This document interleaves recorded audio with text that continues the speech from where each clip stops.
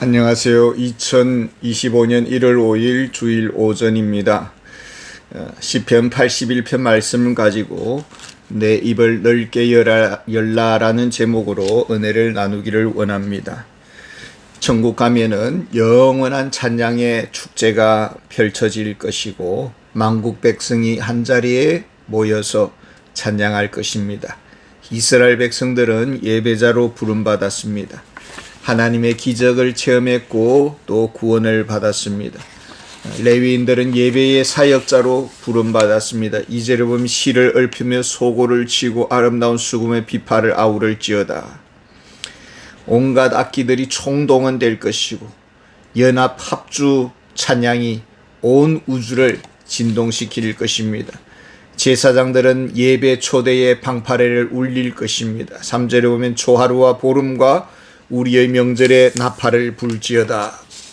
예배는 정해진 시간이 있습니다. 하나님의 백성들은 예배자로 부름받았습니다. 예배는 하나님 나라의 축제요 명절입니다. 그래서 4절에 보면은 이는 이스라엘의 율례요 야곱의 하나님의 규례로다. 예배는 하나님이 정하신 방식을 따라야 됩니다. 요한복음 4장 23절에 보면은 하나님께 참으로 예배하는 자들은 신령과 진정으로 예배할 때가 오나니 이랬습니다. 예배를 받으시는 하나님은 어떤 분이십니까? 5절에 보면은 하나님이 애굽 땅을 치러 나가시던 때에 하나님은 이스라엘 백성들을 애굽에서 출애굽시켜 주셨습니다. 하나님은 창조주 하나님이시고 우리의 삶의 중거틀을 마련해 주셨을 뿐만 아니라 우리를 죄와 사망의 권세에서 해방시켜 주시고 예수 그리스도의 피로 우리를 구속해 주셨습니다. 예배자의 기본 태도가 무엇일까요? 이스라엘 백성들은 애굽의 바로의 노동자로서 하루하루를 살아갔고 그 세월이 400년이나 되었습니다. 하나님께서 어떻게 이스라엘 백성들을 도우셨습니까?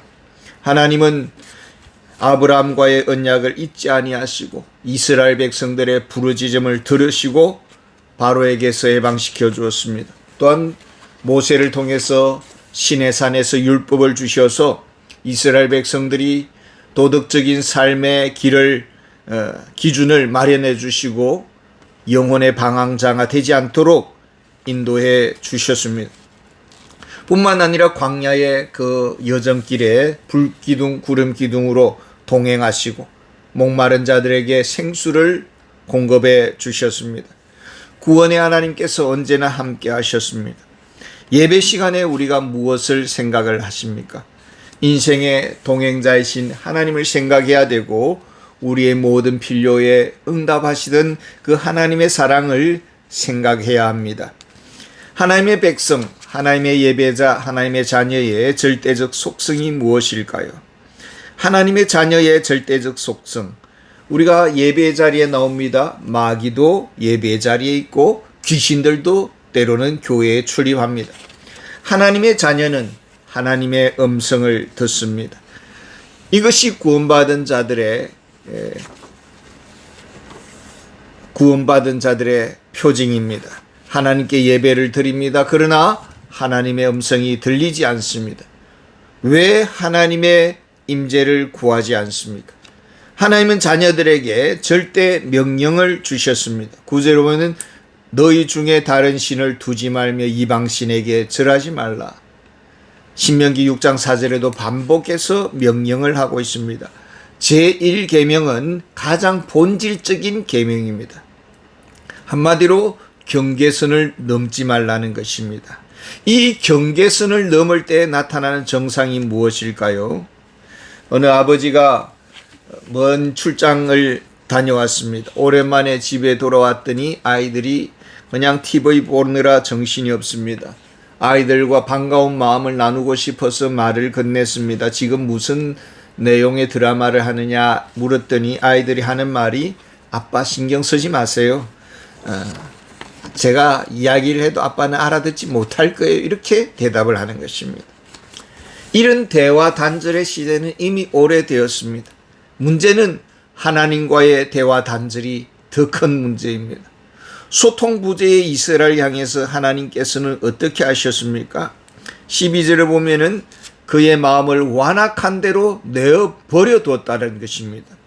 완악한 마음의 그 원인이 어디에 있을까요?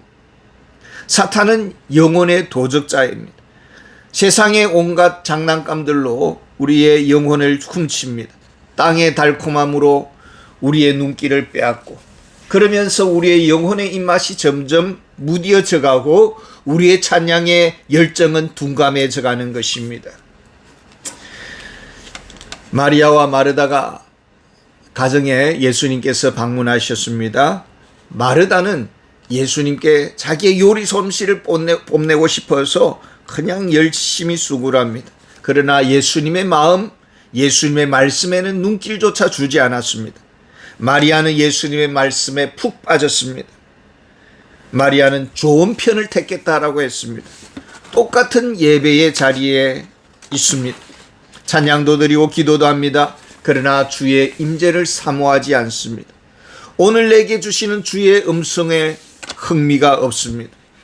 미국의 젊은이들이 전통교회를 떠나갔습니다. 그 원인을 연구해 보았더니 젊은이들이 교회 안에서 어른들의 헤게모니 싸움에 진절리가 난 것입니다. 그저 가족 같은 교회를 찾아서 헤매더라라는 어느 미국 교회의 보고서입니다. 하나님께 예배자로 왔습니다. 그러나 명예에 눈이 멀고 야심으로 가득하고 복받는 데 민감합니다. 어느 순간 교회가 놀이터가 되었습니다. 나를 기쁘게 해주는 교회를 찾아서 이리 기웃거리고 저리 기웃거리더라라는 것입니다. 어떤 결과가 나타나고 있습니까? 13절 14절에 보면은 그들의 원수를 이런 이야기가 나옵니다. 언제부터 건강이 무너지고 관계가 단절되고 열정이 식어진 것입니까? 예배 자리에는 있지만은 하나님의 임재를 구하지 아니하고 그저 친구 따라 강남 갔습니다. 헛된 예배자를 향한 하나님의 경고가 무엇일까요? 15절에 보면은 그들의 시대라는 말이 있습니다. 그들의 시대는 무슨 시대일까요? 심판의 시대입니다. 형벌의 시대가 지속되겠다라는 것입니다. 진정 예배 시간에 무엇을 생각하십니까? 무엇을 구하러 교회에 나왔습니까?